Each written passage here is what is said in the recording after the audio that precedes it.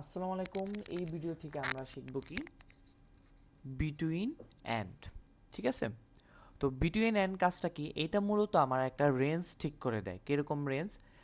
ধরেন যে আপনার রেঞ্জ আছে কি 10 থেকে আমার কি 20, আবার 30 থেকে আমার 40, এবং সাথে বলতে পারে যে আমার এ থেকে জেড, এরকম একটা কি করে সে রেঞ্জ আমার ঠিক করে দেয়। তো এটার জন্য যদি আমি একটা এক্সাম্পল দেখি যে এটা আমার কিরকম এক্সাম্পল হবে। এক্সাম্পল যে আমি কি করব, select all from products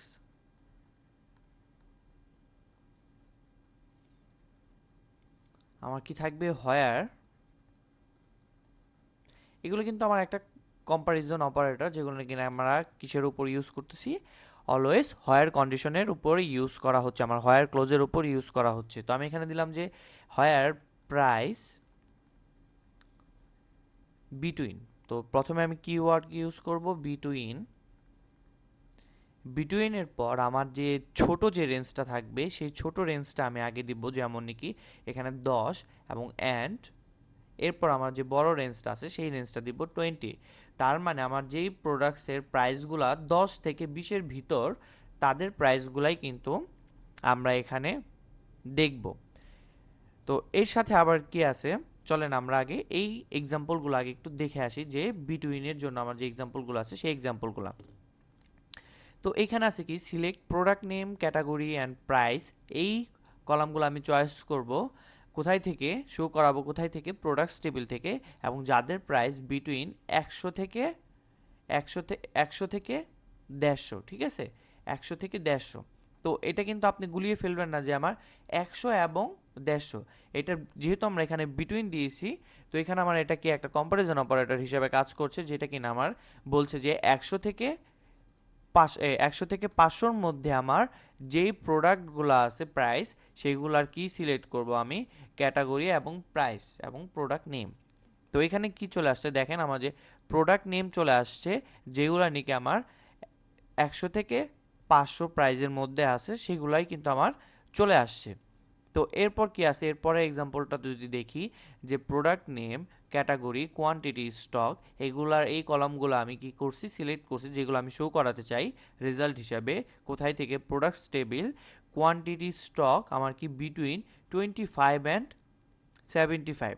25 and 75, যেগুলো নাকি আমার কোয়ান্টিটি আছে কি 25 থেকে 75-এর মধ্যে, সেই স্টকের যে প্রোডাক্টগুলো আছে সেগুলোর আমি কি কি দেখতে চাই, প্রোডাক্ট নেম ক্যাটাগরি এবং কোয়ান্টিটি স্টক।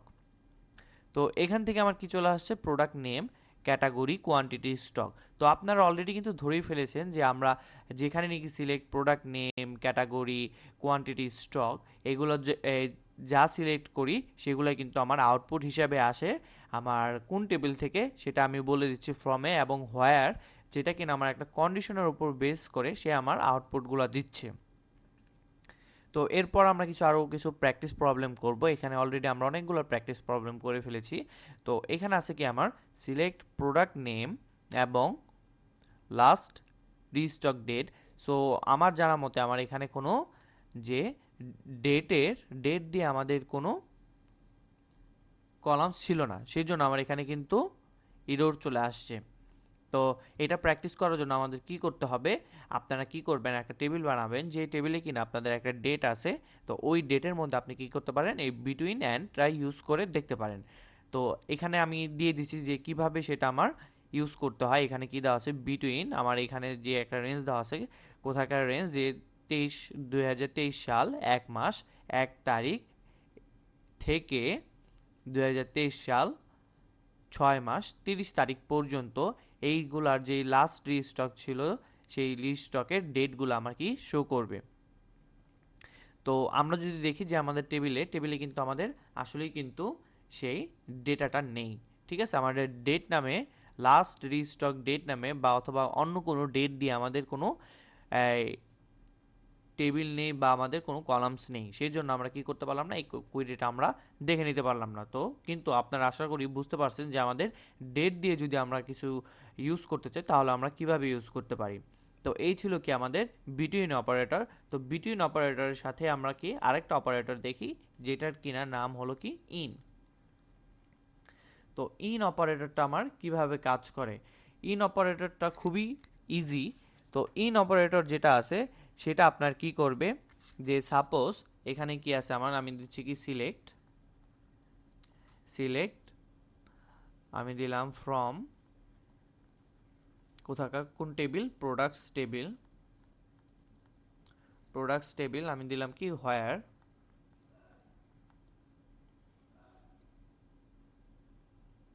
আমি দিচ্ছি যে প্রাইস, তারপর কি দিলাম যে বিটুইন 10 অ্যান্ড 20, এবং সাথে কি দিলাম আমার ওই অ্যান্ড অপারেটর, যেটা কিনা আমার কি দিলাম আমি ক্যাটাগরি আইডি, ক্যাটাগরি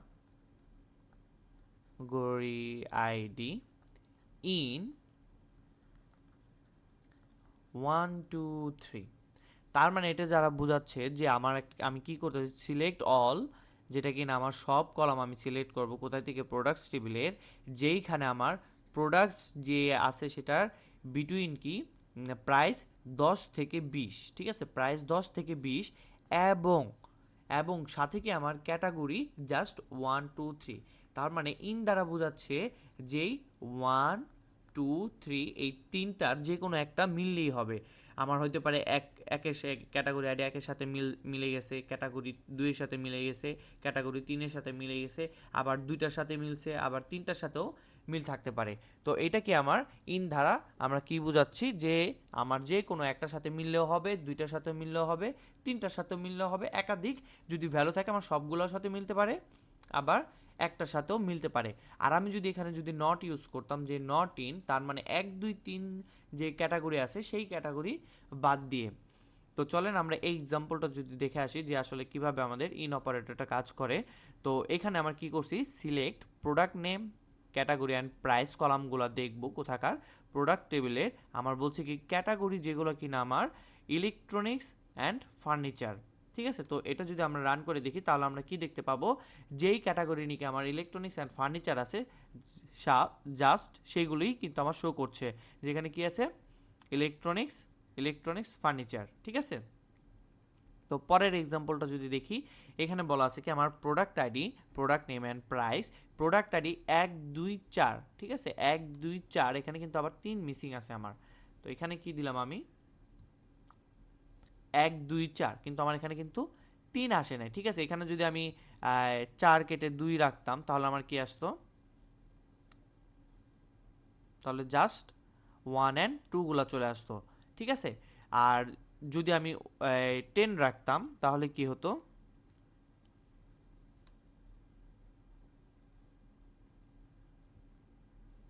তাহলে আমার কি চলে আসছে, জাস্ট 1 আইডি যেটা ছিল প্রোডাক্ট আইডি সেটাই আসে, 10 10 নামে আমার কোনো আইডি নেই, সেই কারণে আমরা কোনো ডেটা দেখতে পাইনি।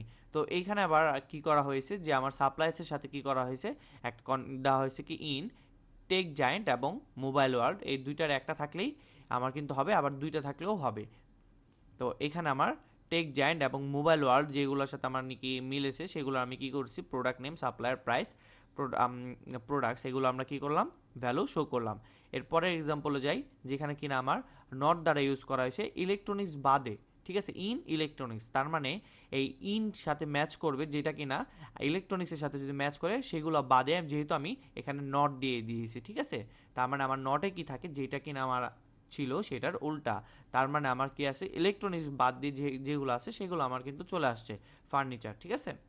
তো এরপর এখানে আমার কি আছে, যে select product name, category, price, products, এখানে দিয়ে দেওয়া আছে কি হোয়ার প্রাইস বিটুইন 100 থেকে 500 এবং category in electronics and furniture, ঠিক আছে।